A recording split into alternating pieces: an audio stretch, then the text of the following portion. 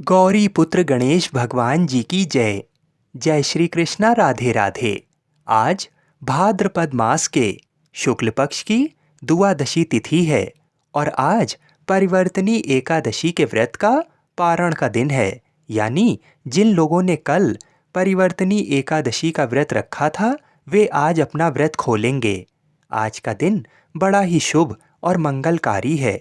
एकादशी के व्रत के पारण के दिन तुलसी माता और लक्ष्मी माता की कथाओं को सुनने से ही व्रत पूर्ण माना जाता है। हम ऐसी मंगल कामना करते हैं कि भगवान श्री लक्ष्मी नारायण जी के सभी भक्तों की सब मनोकामनाएं पूर्ण हो। किंतु ऐसा तभी होता है जब हम एकादशी के व्रत के पारण के दिन तुलसी माता की कथाओं को पूरी श्रद्धा और प्रसन्न चित्त मन से सुनते हैं। शास्त्र अनुसार एकादशी के व्रत के पारण से पहले तुलसी माता की इन कथाओं को अवश्य सुनना चाहिए, तभी हमें एकादशी के व्रत का पूरा फल प्राप्त होता है। बोलिए श्री लक्ष्मी नारायण भगवान की जय। बोलिए श्री राधा कृष्ण भगवान की जय। बोलिए श्री तुलसी शालिग्राम जी की जय। तुलसी महारानी नमो नमो, हरि की पटरानी नमो नमो। आइए सुनते हैं तुलसी माता की संपूर्ण कथाएं। तुलसी माता को हरि प्रिया भी कहा जाता है। जितना भगवान श्री हरि विष्णु सोने चांदी हीरे मोती और रत्नों से प्रसन्न नहीं होते हैं, उतना सिर्फ तुलसा दल से प्रसन्न हो जाते हैं। सच्ची श्रद्धा भाव से तुलसा दल भगवान विष्णु को अर्पित करने से मनुष्य के सभी संकट कट जाते हैं और मनोकामनाओं की पूर्ति होती है।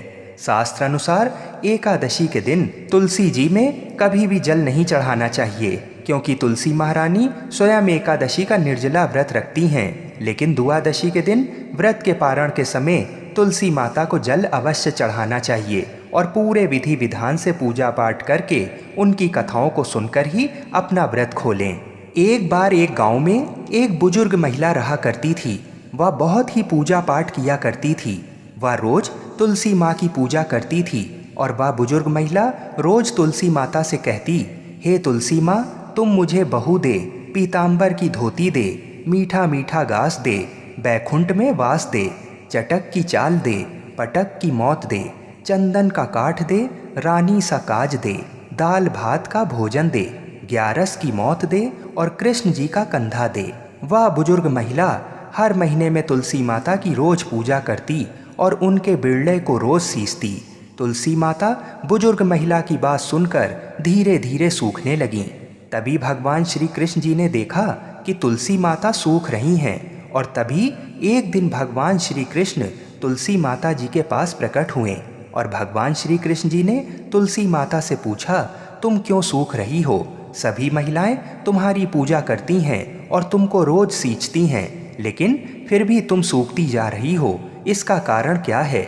जिसके बाद तुलसी माता ने भगवान श्री कृष्ण जी से कहा कि हे प्रभु, एक बुजुर्ग महिला मेरे पास रोज आती है और रोज एक ही बात बोलती है, हे तुलसी माता, सबकी दाता, मैं तेरा बिरला सींचती हूँ, तुम मुझे बहू दे, पीताम्बर की धोती दे, मीठा मीठा घास दे, बैकुंठ में वास दे, चटक की चाल दे, पटक की मौत दे, चंदन का काठ दे, रानी सा राज दे, दाल भात का भोजन दे, ग्यारस की मौत दे और कृष्ण जी का कंधा दे। मैं उस बुजुर्ग महिला की सारी मनोकामनाएं पूरी कर सकती हूँ, लेकिन उसकी एक मनोकामना पूरी नहीं कर सकती। मैं कृष्ण जी का कंधा कहाँ से दूंगी?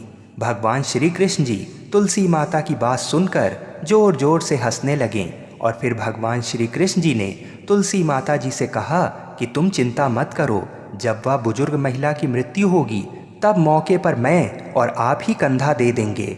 आप सुबह जब वह पूजा करने आए तब कह देना कि सब कुछ तुम्हें मिल जाएगा। कुछ दिनों बाद वह वृद्ध महिला ठोकर खाकर रास्ते में गिरकर मर गई। पूरे गांव के सभी लोग आए और उस महिला को सभी लोग धर्मात्मा मानते थे। उसको तुलसा जी की डोकरी कहते थे। उसके परिवार में कोई भी नहीं था, इसलिए गांव वालों ने ही उसके अंतिम संस्कार करने की योजना बनाई और उसे नहलाकर जब बैकुंठी पर बैठाने के लिए उसे उठाने लगे तो उसके मृत शरीर इतना भारी हो गया था कि उसे कोई उठा नहीं पाया।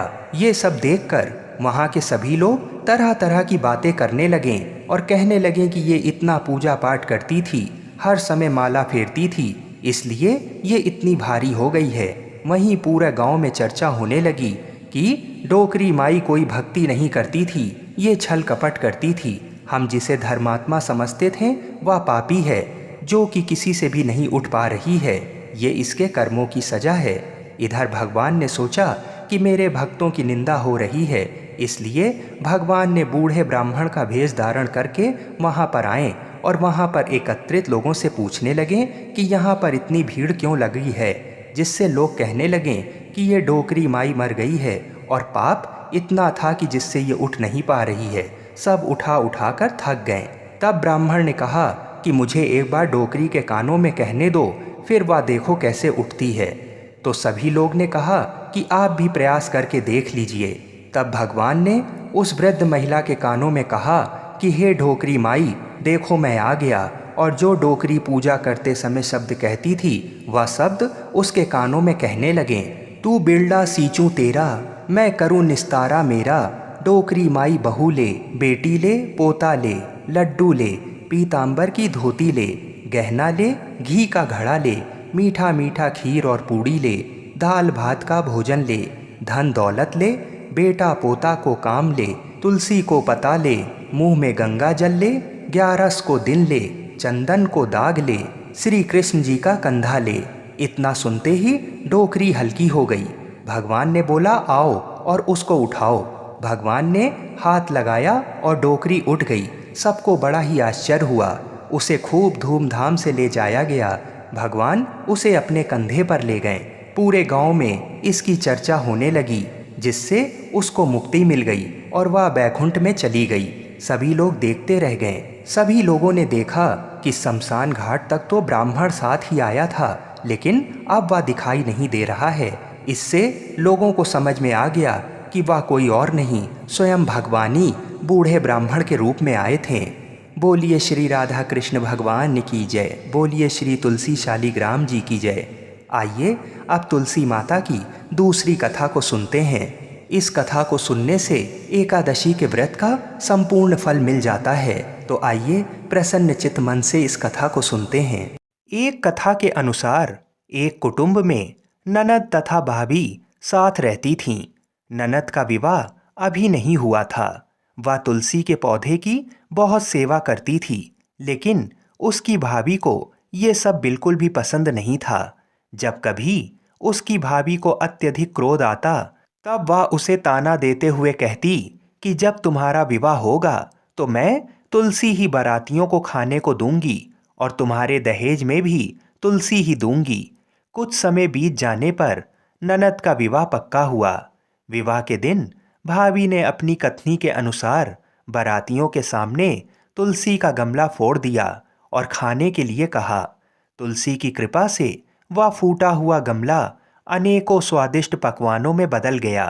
भाभी ने गहनों के नाम पर तुलसी की मंजरी से बने गहने पहना दिए। वह भी सुंदर सोने जवाहरात में बदल गए। भाभी ने वस्त्रों के स्थान पर तुलसी का जनेऊ रख दिया। वह रेशमी तथा सुंदर वस्त्रों में बदल गया। नंद की ससुराल में उसके दहेज की बहुत प्रशंसा की गई। ये बात भाभी के कानों तक भी पहुंची। उसे बड़ा ही आश्चर्य हुआ। उसे अब तुलसी माता की पूजा का महत्व समझ आया। भाभी की एक लड़की थी। वह अपनी लड़की से कहने लगी कि तुम भी तुलसी की सेवा किया करो, तुम्हें भी बुआ की तरह फल मिलेगा। वह जबरदस्ती अपनी बेटी से सेवा करने को कहती, लेकिन लड़की का मन तुलसी सेवा में नहीं लगता था। लड़की के बड़े होने पर उसके विवाह का समय आता है। तब भाभी सोचती है कि जैसा व्यवहार मैंने अपनी नंद के साथ किया था, वैसा ही मैं अपनी लड़की के साथ भी करती हूँ, तो ये भी गहनों से लद जाएगी और बारातियों को खाने में पकवान मिलेंगे। ससुराल में इसे भी बहुत इज्जत मिलेगी। ये सोचकर वह बारातियों के सामने तुलसी का गमला फोड़ देती है, लेकिन इस बार गमले की मिट्टी मिट्टी ही रहती है। मंजरी तथा पत्ते भी अपने रूप में ही रहते हैं। जनेऊ भी अपना रूप नहीं बदलता। सभी लोगों तथा बारातियों द्वारा भाभी की बुराई की जाती है। लड़की के ससुराल वाले भी लड़की की बुराई करते हैं। भाभी कभी ननद को नहीं बुलाती थी। भाई ने सोचा, मैं बहन से मिलकर आता हूँ। उसने अपनी पत्नी से कहा और कुछ उपहार बहन के पास ले जाने की बात कही। भाभी ने थैले में ज्वार भर कर कहा कि और कुछ नहीं है, तुम यही ले जाओ। वह दुखी मन से बहन के पास चल दिया। वह सोचता रहा कि कोई भाई अपनी बहन के घर ज्वार कैसे ले जा सकता है। ये सोचकर वह एक गौशाला के पास रुका और ज्वार का थैला गाय के सामने पलट दिया। तभी गाय पालने वाले ने कहा कि आप गाय के सामने हीरे मोती तथा सोना क्यों डाल रहे हो। ये देखकर भाई को बड़ा ही आश्चर्य हुआ और उसने सभी हीरे मोती तथा सोना वापस अपने थैले में रख लिया। भाई ने सारी बात अपनी बहन को बताई और बड़ी खुशी खुशी उसने सारे हीरे मोती और जेवर अपनी बहन को दिए। दोनों भाई बहन एक दूसरे को देखकर अत्यंत प्रसन्न हुए। जैसी कृपा माता तुलसी ने नंद पर की, ऐसी ही कृपा सभी पे करना। बोलिए श्री तुलसी शालीग्राम जी की जय। बोलिए श्री लक्ष्मी नारायण भगवान की जय। आइए अब तुलसी विवाह की दूसरी कथा को सुनते हैं। इस कथा को पूरा सुनने से सभी मनोकामनाएं पूर्ण हो जाती हैं। सावर्णी मुनि की पुत्री तुलसी अपूर्व सुंदरी थीं। उनकी इच्छा थी कि उनका विवाह भगवान नारायण के साथ हो। इसके लिए उन्होंने नारायण पर्वत की घाटी में स्थित बद्री वन में घोर तपस्या की। दीर्घकाल तक तपस्या के उपरांत ब्रह्मा जी ने प्रसन्न होकर दर्शन दिया और वर मांगने को कहा। तुलसी जी ने कहा, सृष्टिकर्ता ब्रह्मदेव, आप अंतर्यामी हैं, सबके मन की बात जानते हैं। फिर भी मैं अपनी इच्छा आपको बताती हूँ। मैं चाहती हूँ कि भगवान श्री नारायण मुझे पति के रूप में मिलें। ब्रह्मा जी ने कहा, तुम्हारा अभीष्ट तुम्हें अवश्य मिलेगा। अपने पूर्व जन्म में किसी अपराध के कारण तुम्हें श्राप मिला है। इसी प्रकार भगवान श्री नारायण के एक पार्षद को भी दानव कुल में जन्म लेने का श्राप मिला है। दानव कुल में जन्म लेने के बाद भी उसमें नारायण का अंश विद्यमान रहेगा। इसलिए इस जन्म में पूर्व जन्म के पाप के शमन के लिए संपूर्ण नारायण तो नहीं, नारायण के अंश से युक्त दानव कुल जन्म में उस शापग्रस्त पार्षद से तुम्हारा विवाह होगा। श्राप मुक्त होने पर भगवान श्री नारायण सदा सर्वदा के लिए तुम्हारे पति हो जाएंगे। तुलसी जी ने ब्रह्मा के इस वर को स्वीकार किया, क्योंकि मानव कुल में जन्म के कारण उसे मायावी भोग तो भोगना ही था।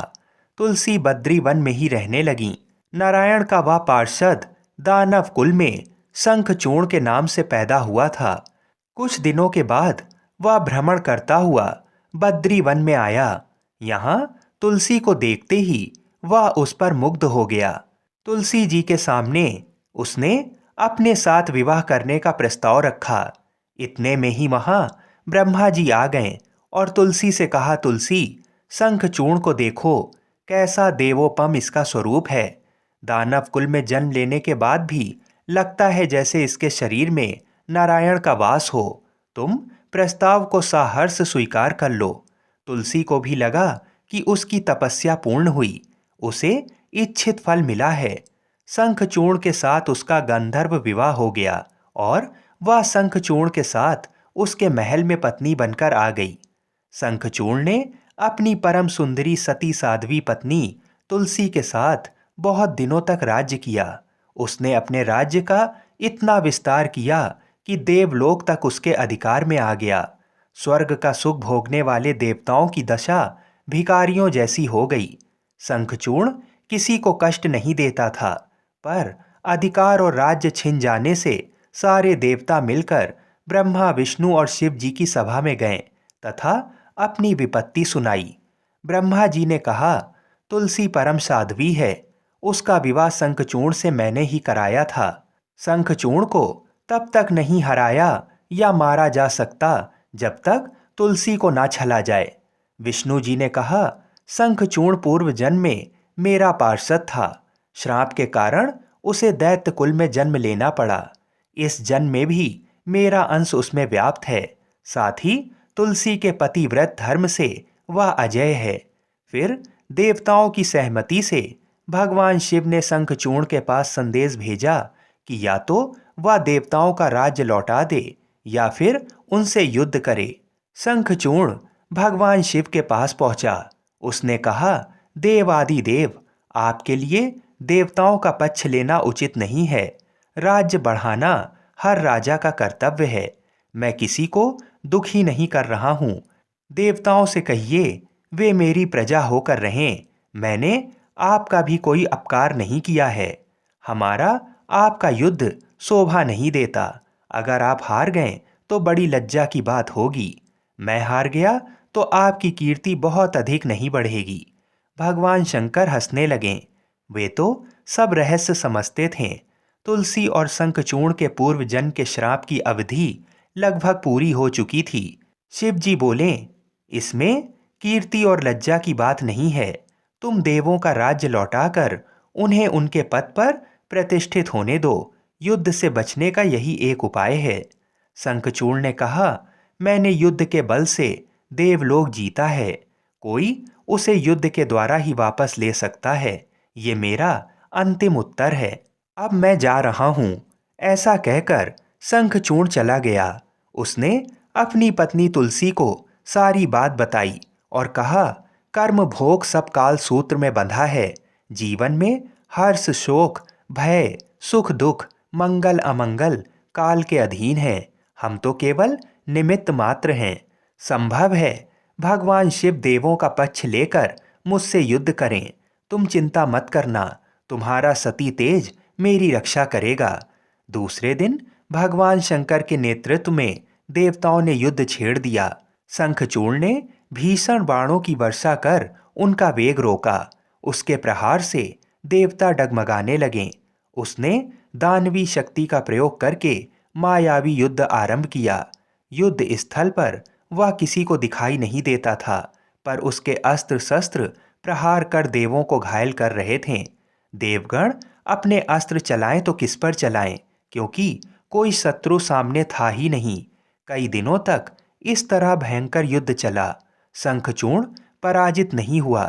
तब शिव जी ने विष्णु जी से कहा, हे विष्णु जी, कुछ उपाय करो, अन्यथा मेरा तो सारा यश मिट्टी में मिल जाएगा। भगवान विष्णु ने सोचा, बल से तो शंखचूर्ण को हराया नहीं जा सकता, इसलिए छल का सहारा लेना होगा। उन्होंने तुरंत अपना स्वरूप शंखचूर्ण के जैसा बनाया और अस्त्र शस्त्र से सज्जित हो तुलसी के पास आए। बोले, हे प्रिय, मैं युद्ध जीत गया हूँ। सारे देवता भगवान शंकर समेत हार गए हैं। इस खुशी में आओ मैं तुम्हें अंग से लगा लूं। पति को प्रत्यक्ष खड़ा देख तथा विजय का समाचार सुनकर वह दौड़कर मायावी शंखचूर्ण के गले से लिपट गईं। इस प्रकार पति पत्नी दोनों ने आलिंगन हो खूब खुशी मनाई। पर पुरुष के साथ इस प्रकार के व्यवहार से उसका सती तेज नष्ट हो गया। उसका सती तेज जो शंखचूर्ण की कवच के रूप में रक्षा कर रहा था, वह कवच नष्ट हो गया। शंखचूर्ण शक्तिहीन हो गया। ये जानते ही भगवान शंकर ने अपने त्रिशूल से प्रहार किया। त्रिशूल के लगते ही शंखचूर्ण जलकर भस्म हो गया। शंखचूर्ण की मृत्यु को जानकर विष्णु जी अपने असली स्वरूप में आ गए। सामने अपने पति शंखचूर्ण के स्थान पर भगवान विष्णु को खड़ा देख तुलसी बहुत विस्मित हुई। उनको पता लग गया कि स्वयं नारायण ने उनके साथ छल किया है। क्रोध में आकर तुलसी जी ने भगवान विष्णु को श्राप दिया कि एक सती स्त्री का सतीत्व भंग करने के अपराध में तुम हृदयहीन पत्थर हो जाओ। विष्णु ने तुलसी के श्राप को शिरोधार्य कर कहा, देवी, तुम्हारे तथा शंखचूर्ण के कल्याण के लिए मुझे ऐसा करना पड़ा। तुम दोनों को श्राप मुक्त करना था। तुम भी अब शरीर त्याग कर तुलसी बिरवा के रूप में जन्म लोगी और मेरी पूजा तुलसी दल से होगी। मैं शालीग्राम पत्थर बनूंगा। मेरे शीश पर तुम आदर से विराजमान होगी। तुम्हारे पति की हड्डियों के चूर्ण से शंख की उत्पत्ति होगी। उस शंख ध्वनि से देवताओं तथा मेरी पूजा आराधना हुआ करेगी। जहाँ शंख ध्वनि होगी वहाँ मंगल में मैं विराजमान रहूंगा। तुमने पूर्व जन्म में बद्री वन में मुझे पाने के लिए बड़ी तपस्या की थी। अब अगले जन्म में मैं नारायण प्रस्तर के रूप में बद्रीनाथ वन में स्थापित होऊंगा और मेरी पूजा अर्चना फल फूल से ना होकर तुम्हारे तुलसी दल से होगी। मेरे शीश पर विराजमान होकर तुम मुझसे भी ऊंचा पद प्राप्त करोगी। बोलिए श्री तुलसी शालिग्राम भगवान की जय। बोलिए श्री बद्रीनाथ भगवान की जय। आइए अब तुलसी माता और भगवान गणेश की कथा को सुनते हैं। इस कथा को सुने बिना तुलसी विवाह व्रत पूर्ण नहीं माना जाता। एक समय नव यौवना संपन्ना तुलसी देवी नारायण परायण होकर तपस्या के निमित्त से तीर्थों में भ्रमण करती हुई गंगा तट पर पहुंची। वहां पर उन्होंने गणेश जी को देखा, जो कि तरुण युवा लग रहे थे। अत्यंत सुंदर, शुद्ध और पीतांबर धारण किए हुए थे। आभूषणों से विभूषित थे। सुंदरता जिनके मन का अपहरण नहीं कर सकती, जो कामना रहित, जितेंद्रियों में सर्वश्रेष्ठ, योगियों के योगी तथा जो श्री कृष्ण की आराधना में ध्यानरत थे। उन्हें देखते ही तुलसी का मन उनकी ओर आकर्षित हो गया। तब तुलसी उनका उपहास उड़ाने लगीं। ध्यान भंग होने पर गणेश जी ने उनसे उनका परिचय पूछा और उनके वहां आगमन का कारण जानना चाहा। गणेश जी ने कहा, माता, तपस्वियों का ध्यान भंग करना सदा पापजनक और अमंगलकारी होता है। सुबह भगवान श्री कृष्ण आपका कल्याण करें। मेरे ध्यान भंग से उत्पन्न दोष आपके लिए अमंगल कारक ना हो। इस पर तुलसी जी ने कहा, प्रभु, मैं धर्मात्मज की कन्या हूँ और तपस्या में संलग्न हूँ। मेरी ये तपस्या पति प्राप्ति के लिए है, अतः आप मुझसे विवाह कर लीजिए। तुलसी की ये बात सुनकर बुद्धि श्रेष्ठ गणेश जी ने उत्तर दिया, हे माता, विवाह करना बड़ा भयंकर होता है। मैं ब्रह्मचारी हूँ। विवाह तपस्या के लिए नासक, मोक्ष द्वार के रास्ते बंद करने वाला, भव बंधन की रस्सी, संशयों का उद्गम स्थान है। अतः आप मेरी ओर से अपना ध्यान हटा लें और किसी अन्य को पति के रूप में तलाश करें। तब कुपित होकर तुलसी ने भगवान गणेश को श्राप देते हुए कहा कि आपका विवाह अवश्य होगा। ये सुनकर शिवपुत्र गणेश ने भी तुलसी को श्राप दिया, देवी, तुम भी निश्चित रूप से असुरों द्वारा ग्रस्त होकर वृक्ष बन जाओगी। इस श्राप को सुनकर तुलसी जी ने व्यथित होकर भगवान श्री गणेश की वंदना की। तब प्रसन्न होकर गणेश जी ने तुलसी से कहा, हे मनोरमे, तुम पौधों की सारभूता बनोगी और समयांतर से भगवान नारायण की प्रिया बनोगी। सभी देवता आपसे स्नेह रखेंगे, परंतु श्री कृष्ण के लिए आप विशेष प्रिय रहेंगी। आपकी पूजा मनुष्यों के लिए मुक्तिदायिनी होगी तथा मेरे पूजन में आप सदैव त्याज्य रहेंगी। ऐसा कहकर गणेश जी पुनः तप करने चले गए। इधर तुलसी देवी दुखित हृदय से पुष्कर में जा पहुंची और निराहार रहकर तपस्या में संलग्न हो गईं। तत्पश्चात गणेश जी के श्राप से वह चिरकाल तक शंखचूर्ण की प्रिय पत्नी बनी रहीं। जब शंखचूर्ण शंकर जी के त्रिशूल से मृत्यु को प्राप्त हुआ तो नारायण प्रिया तुलसी का वृक्ष रूप में प्रादुर्भाव हुआ। इस कथा में बताई गई वजह से ही भगवान श्री गणेश की पूजा में तुलसी निषिद्ध मानी गई हैं, किंतु तुलसी माता को समस्त पूजन कर्मों में प्रमुखता दी जाती है। साथ ही मंदिरों में चरणामृत में भी तुलसी जी का प्रयोग होता है तथा ऐसी कामना होती है कि ये अकाल मृत्यु को हरने वाली तथा सर्व व्याधियों का नाश करने वाली हैं। तो आज मैं आपको सुना रहा हूँ माँ महालक्ष्मी की बड़ी ही दुर्लभ कथा। तो इन कथाओं को बड़ी ही श्रद्धा और प्रसन्नचित मन से पूरा अवश्य सुनिएगा। सौराष्ट्र में एक समय भद्रश्रवा नाम के राजा थे। वे बड़े पराक्रमी राजा थे।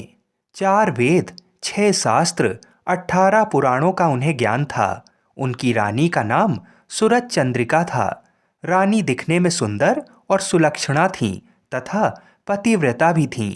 उन दोनों को 7 पुत्र तथा उसके बाद एक कन्या का वरदान मिला था। कन्या का नाम श्यामबाला था।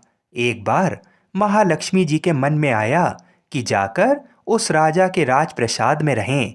इससे राजा को दुगनी धन दौलत की प्राप्ति होगी और वह इस धन दौलत से अपनी प्रजा को और सुख दे पाएगा। गरीब के घर अगर रहें और उसे धन दौलत प्राप्त हो तो वह स्वार्थी की तरह केवल अपने ऊपर ही खर्च करेगा। ये सोचकर श्री महालक्ष्मी जी ने बूढ़ी ब्राह्मण स्त्री का रूप धारण किया। हाथ में लाठी लिए लाठी के सहारे रानी के द्वार तक पहुंची।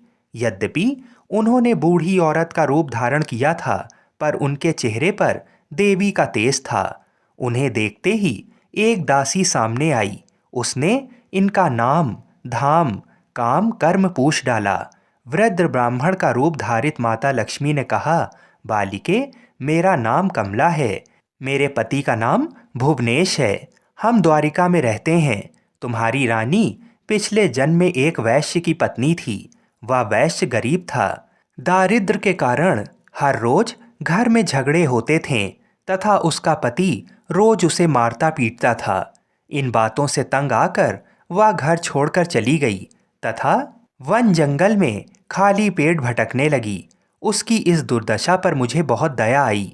तब मैंने उसे सुख संपत्ति देने वाली श्री महालक्ष्मी की कथा सुनाई। मेरे कहने पर उसने श्री महालक्ष्मी का व्रत किया। श्री महालक्ष्मी प्रसन्न हुई। उसकी गरीबी दूर हो गई। उसका घर संसार दौलत संतति संपत्ति से भर गया। बाद में पति पत्नी दोनों परलोक सिधारे। लक्ष्मी जी का व्रत करने के कारण वे लक्ष्मी लोक में रहें। उन्होंने जितने साल महालक्ष्मी का व्रत किया उतने हजारों साल उन्हें सुख भोग मिला। इस जन्म में उसका जन्म राजघराने में हुआ है, परंतु वह श्री महालक्ष्मी का व्रत करना भूल गई है। उसे ये याद दिलाने के लिए मैं यहाँ आई हूँ। बुढ़िया की बातें सुनकर दासी ने उन्हें प्रणाम किया तथा श्री महालक्ष्मी का व्रत किस तरह किया जाए, ये सभी बातें बुढ़िया रूप धारण किए श्री महालक्ष्मी माता ने दासी को बताईं। इसके बाद वह दासी माता को प्रणाम कर रानी को बताने अंदर चली गई। राज वैभव में रहते हुए रानी को अपने ऐश्वर्य का बहुत घमंड हुआ था। संपत्ति तथा अधिकार की वजह से वह उन्मत्त हो गई थी। दासी द्वारा बताई गई बुढ़िया की बातें सुनकर वह आग बबूला होकर राजद्वार पर आकर बुढ़िया रूपी श्री महालक्ष्मी पर बरस पड़ी। उसे ये मालूम नहीं था कि श्री महालक्ष्मी बुढ़िया का रूप धारण किए द्वार तक आई हैं, परंतु रानी का इस कदर रुख बर्ताव तथा अपना अनादर देखकर माता ने वहां ठहरना ठीक नहीं समझा। वे वहां से चल पड़ी। राह में उन्हें राजकुमारी श्यामबाला मिली। उन्होंने श्यामबाला को सारी बात बताई। श्यामबाला ने अपनी ओर से श्री महालक्ष्मी माता से क्षमा मांगी। माता को उस पर दया आ गई। उन्होंने श्यामबाला को श्री महालक्ष्मी व्रत के बारे में बताया। उस दिन मार्गशीर्ष माह का पहला गुरुवार था। श्यामबाला ने परम श्रद्धा से श्री महालक्ष्मी का व्रत रखा। फलस्वरूप राजा सिद्धेश्वर के सुपुत्र मालाधर से उसका विवाह हुआ। वह धन दौलत ऐश्वर्य वैभव से माला माल हो गई। पति के साथ ससुराल में आनंद से दिन बिताने लगी। इधर श्री महालक्ष्मी का रानी पर प्रकोप हुआ। फलस्वरूप राजा भद्रश्रवा का राज्य एवं राज कारोबार नष्ट हो गया। यहाँ तक कि खाने के लाले पड़ गए। ऐसी हालत में एक दिन रानी ने राजा से निवेदन किया कि हमारा दामाद इतना बड़ा राजा है, धनवान है, ऐश्वर्यशाली है, क्यों ना उसके पास जाएं, अपना हाल उसे बताएं, वह जरूर हमारी मदद करेगा। इस बात पर राजा भद्रश्रवा दामाद के पास रवाना हुए। राज्य में पहुंचकर एक तालाब के किनारे थोड़ी देर विश्राम लेने के लिए ठहरे। तालाब से पानी लेने आती जाती दासियों ने उन्हें देखा। उन्होंने विनम्रता से उनकी पूछताछ की। जब उन्हें ये मालूम हुआ कि वे रानी श्यामबाला के पिता हैं, तो दौड़ते हुए जाकर उन्होंने रानी को सारी बातें बताईं।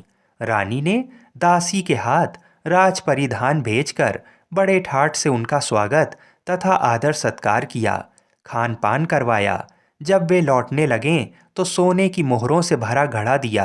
राजा भद्रश्रवा जब वापस लौटें तो उन्हें देखकर रानी सूरज चंद्रिका खुश हुईं। उन्होंने सोने की मोहरों से भरे घड़े का मुंह खोला, पर हे भगवान, घड़े में धन के बदले कोयले मिले। ये सब श्री महालक्ष्मी के प्रकोप से हुआ। इस प्रकार दुर्दशा में और कई दिन बीत गए। इस बार रानी स्वयं अपनी कन्या के पास गई। वह दिन मार्गशीर्ष माह का अंतिम गुरुवार था। श्यामबाला ने श्री महालक्ष्मी का व्रत किया, पूजा की, अपनी माता से भी व्रत करवाया। इसके बाद रानी अपने घर आई।